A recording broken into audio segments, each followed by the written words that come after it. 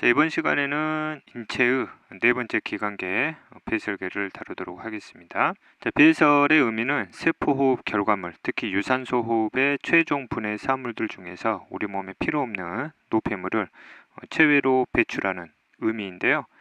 이때 노폐물 중에서도 우리가 질소 노폐물을 의미하게 됩니다. 질소 노폐물은 계속 강조해 왔듯이 암모니아하고 요소가 있죠.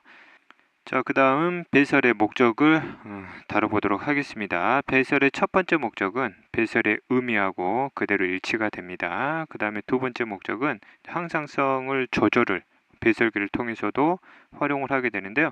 항상성의 뜻은 체외 환경이 급격히 변하더라도 체내 환경을 일정하게 유지하려는 성질이죠. 모든 생명체가 가지고 있는 생명 현상의 특징 중에 하나가 됐었고요.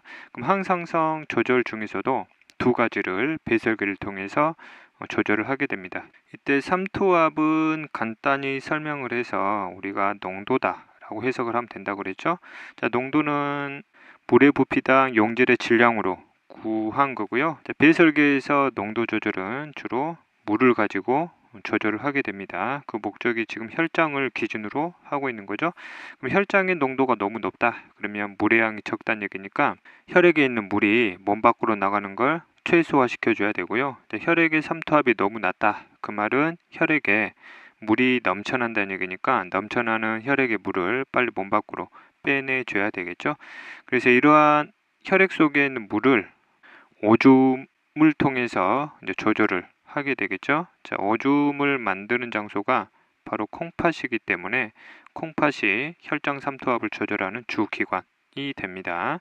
여러분들이 이제 놓치는 부분 중 하나가 콩팥은 오줌을 생성해서 당연히 질소 노폐물을 체외로 배출하는 기관이기도 하지만 항상성 조절 중에서 혈장 삼투압 조절 기관으로 활용이 된다는 걸 이해를 좀 하셔야 되겠습니다. 이에 대한 자세한 내용은 뒤에 콩팥의 구조에서 또 한번 설명이 있을 겁니다.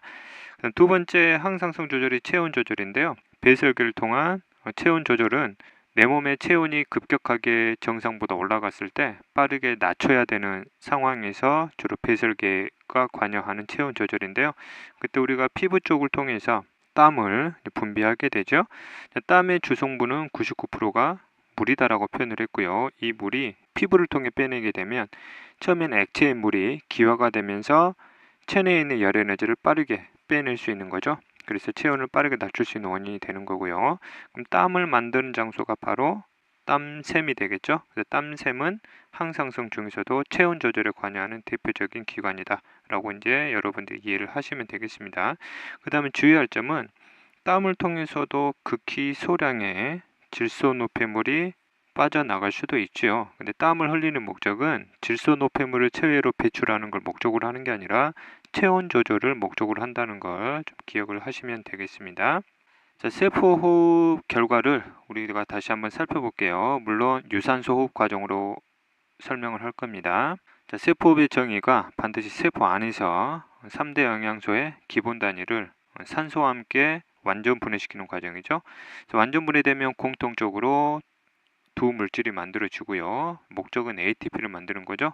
그 다음에 일부 에너지는 열로 빠져나가게 될 거고요. 그 다음에 아미노산 같은 경우는 질소 노폐물, 암모니아가 나오게 되고요. 이 암모니아가 간으로 가서 요소로 바뀌는 이런 질소 노폐물이 형성이 된다라는 점이죠.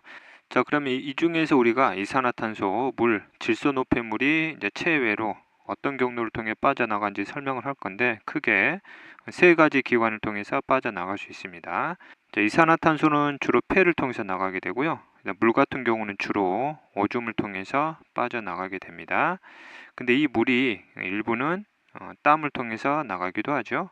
그 다음에 극히 일부지만 일부의 물이 폐를 통해서 수증기 형태로 몸 밖으로 나가기도 합니다. 근데 주 형태는 우리가 오줌의 형태로 주로 물이 빠져나간다 설명하시면 되고요.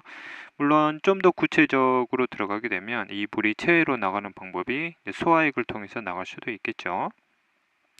그 다음 질소 노폐물은 대다수가 물에 녹아서 오줌의 형태로 빠져나가게 되고요. 그 다음 극히 소량이 땀의 형태로 빠져나가기도 합니다.